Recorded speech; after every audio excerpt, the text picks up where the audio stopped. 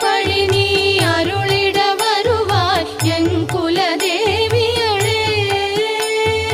அந்நிய செயலின் பலனது நலமாய் பல்கிட அருளிடுவாய். கண்ணொளி அதனால் கருணையை காட்டி கவலைகள் தீர்ப்பவளே. ஜய ஜய சங்கரி கௌரி கிருபாகரி துக்க நிவா